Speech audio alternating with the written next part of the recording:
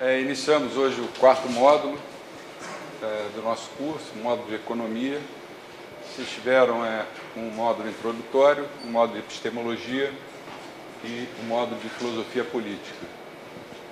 E agora vamos para o filé mignon, que é o módulo de Economia.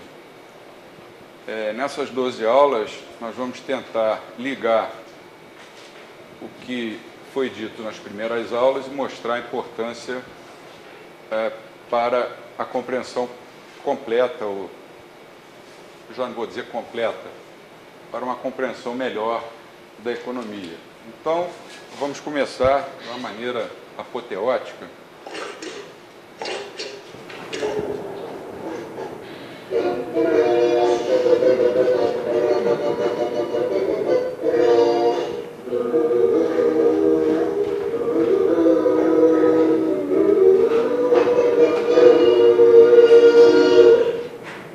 Bem, no nosso quarto módulo, nós vamos ver uma boa parte do módulo está contida no livro, todos vocês têm, embora a gente vai indicar muitas leituras suplementares. E as aulas estão divididas dessa forma aí. Depois eu vou disponibilizar esse PowerPoint para que todos possam ter acesso. Então, nas duas primeiras aulas, nós vamos ligar o que foi dito nas primeiras com a economia. Vamos fazer uma espécie de revisão, mas já levando para o lado da economia. Como o Hélio Beltrão disse na primeira ou segunda aula, agora não me lembro bem, você pode considerar o Richard Cantillon como um proto-austríaco, naquele livro ali, que é o único que existe em português, Ensaio sobre a Natureza do Comércio em Geral. Ele escreveu mais ou menos meio século antes de Adam Smith. Na realidade, esse livro aí é o primeiro tratado de economia que foi escrito, anterior à Riqueza das Nações, e o conteúdo dele tem bastante, como eu vou dizer, conotação de ideias austríacas. E o livro do Menger, que foi editado naquela coleção Os Economistas, né, Princípios de Economia Política, que é considerado o primeiro livro sobre a escola austríaca de economia. Inicialmente, nós temos um núcleo básico, em que nós estudamos aqueles conceitos de ação, tempo e conhecimento. Mas o que é a escola austríaca de economia? Antes de responder essa pergunta, nós precisamos saber, isso também já foi dito no curso, que ela é a mais antiga, ela remonta, na realidade, não é nem a Cantillon, é a São Tomás de Aquino, depois aos pós-escolásticos, depois Cantillon, e veio prosseguindo. Ela é a menor dentre as escolas de economia que existem hoje em dia, ela não faz parte da mainstream economics, embora já tenha feito, e espero que em breve volte a fazer. Mas, ao mesmo tempo, aí vem a notícia boa que eu deixei para o final. É a que mais vem crescendo. Por que ela vem crescendo no mundo inteiro? Porque os remédios que vêm sendo aplicados à crise econômica mundial são remédios keynesianos de um lado, monetaristas de outro. Os governos aumentando seus gastos, como Keynes sugeria, e os bancos centrais emitindo moeda, como Friedman sugeria. E a economia não responde. Só se fala em crise. Quer dizer, alguma coisa está errada, esse paradigma neoclássico, ou a síntese, chamada síntese neoclássica, a mainstream economics, tem alguma coisa de errado com ela, e nós, austríacos, acreditamos que a nossa resposta é bem mais satisfatória. Então, nós temos o núcleo formado por uma tríade básica, os elementos de propagação, e esses elementos de propagação se dirigem para os planos da filosofia política, como vocês viram nas outras aulas, da epistemologia também, e para a área da economia, que é a nossa parte. Fazendo um resumo, a partir do núcleo básico, ou tríade básica, ação humana, tempo e conhecimento, ou incerteza, nós temos os elementos de propagação, que são os conceitos de utilidade marginal, o subjetivismo característico da escola austríaca e o conceito essencialmente hayekiano de ordens espontâneas. No campo da filosofia política, nós temos a crítica aos sistemas mistos, quer dizer, alguma coisa entre o capitalismo e o socialismo, como o professor André mostrou na última aula, como as ciências sociais evoluem, a questão da democracia e divisão de poderes, a questão essencial da contenção do poder e a crítica austríaca bastante severa ao construtivismo, que o Hayek chamava de engenharia social. Meia dúzia de pessoas reunidas ou em Brasília, ou em Washington, ou na sede do Banco Central Europeu, decidindo o que vai ser melhor e o que vai ser pior para a vida de milhões e milhões de outras pessoas.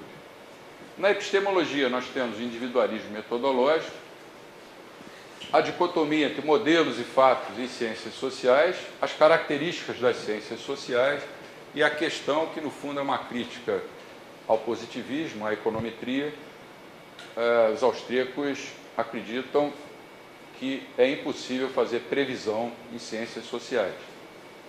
E na economia, que vai ser o nosso campo específico aqui, nós temos o processo de mercado, a função empresarial, o famoso debate sobre o cálculo econômico, que começou nos anos 20.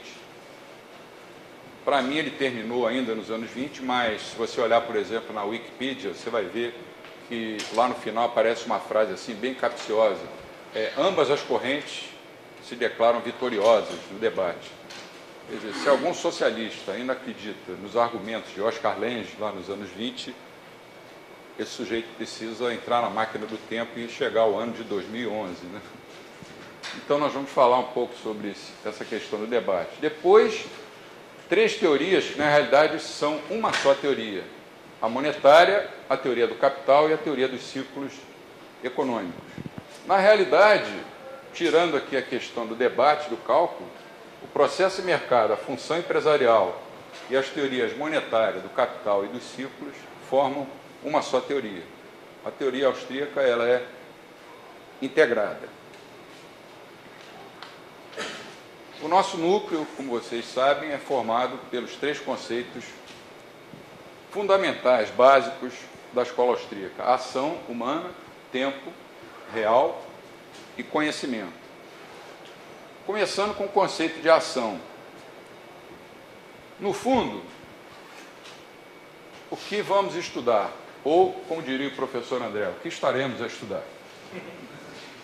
Uma ciência natural, em que você tem um plano inclinado, com um ângulo A, uma altura H, né, e coloca uma esfera lá em cima, depois você repete essa experiência milhares de vezes e vê o que acontece com a esfera, daí você deduz as leis da física, né? É igual a VT, aquelas coisas que a gente estuda na física inicial. Mesmo numa ciência natural ou exata, mesmo nesse caso do plano inclinado, que é uma coisa simples, você tem que fazer uma hipótese simplificadora. Qual é? Suponha que o coeficiente de atrito estático é zero. E se não for zero? Se, por exemplo, você tiver uma coisa assim, tal como uma rua na cidade do Rio de Janeiro, você tem um buraco. Aí você vai soltar a esfera, o que vai acontecer? Isso, né? Provavelmente. Quer dizer, mesmo numa ciência natural, a gente tem que ter cuidado. E em uma ciência social, você agora não tem mais uma esfera, você tem um ser humano que tem inteligência.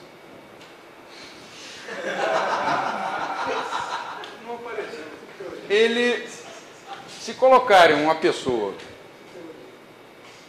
naquela posição, ela vai pensar. Ela vai pensar, o que eu vou fazer? Eu não vou me comportar como uma esfera, porque eu não sou uma esfera, eu sou um ser humano. Então é possível que ele decida, por exemplo, fazer essa trajetória, descer na vertical e ficar lá embaixo. Ele decidiu isso. Foi a ação que naquele momento pareceu melhor. É possível também que ele escolha essa outra trajetória, faz umas cambalhotas e tal, e volta para a posição inicial. É possível que ele escolha uma terceira. E é possível que ele resolva fazer o que a esfera fez no nosso exemplo lá de cima. Eu acho que só esse exemplo simples, né? Austrian Economics for Children, ilustra a diferença entre uma ciência natural e uma ciência social. Só que na economia do mundo real, você não tem uma pessoa, você tem milhões, bilhões de pessoas. Cada uma delas é um universo. Então, como você pode prever o que aquele sujeito vai fazer se você deixar naquelas condições lá? O conceito básico, essencial, que o Mises chamou de axioma fundamental da ação humana, o axioma número 1, é o conceito de ação humana. E ele chamou de praxeologia, que na realidade deveria ser grafado com a letra I, que vem de praxis, né? Mas como a primeira tradução do ação humana, feita pelo Donald Stewart, grafou com E, nós resolvemos manter no Instituto Mises a grafia original. Mas o correto seria praxeologia, inclusive é uma palavra que não existe nos dicionários em português. O que é a praxeologia? É o estudo da ação humana, da ação de indivíduos,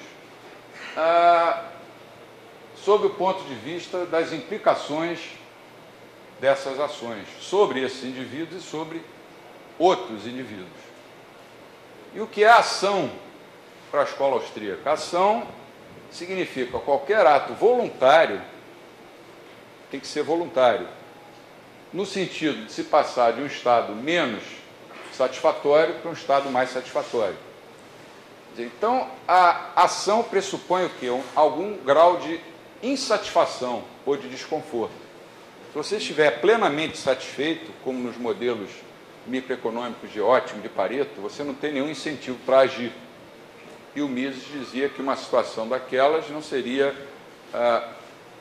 enquadrada no contexto da ação humana, seria uma ciência da inação humana. Quer dizer, modelos de equilíbrio geral representam a inação humana, que, no fundo, é a própria negação da economia do mundo real. A economia real é movida por ações individuais de bilhões de pessoas. Numa economia globalizada, isso fica ainda mais forte.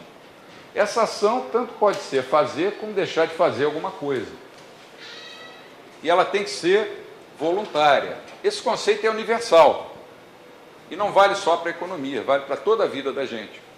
Quando você tem uma criança, um bebê num berço, brincando, e oferece 2 brinquedos para ele, ele vai escolher, naquele momento, um dos 2. E vai do início até o fim da vida. Depois você vai escolher que profissão você vai seguir. Depois, dentro da sua profissão, qual o caminho que você vai seguir. Você vai dar aula, você vai trabalhar, você vai abandonar a profissão, vai viver no meio do mato. Esse conceito de ação é um conceito, então, universal. Numa certa idade, a pessoa escolhe com quem vai se casar. Numa outra idade, se vai trocar de emprego ou se não vai.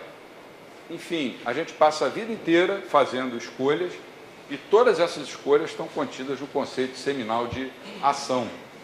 Algumas pessoas vão dizer assim, mas espera aí, e um sujeito que comete suicídio? Ou um outro que pega toda a riqueza e dá para os pobres? Isso é ação humana? A resposta imediata é. No momento em que ele decidiu se suicidar, ele achou que, se suicidando, ele ficaria num estado mais satisfatório do que se ele não se matasse, mesmo que ele tenha toda a eternidade depois para se arrepender.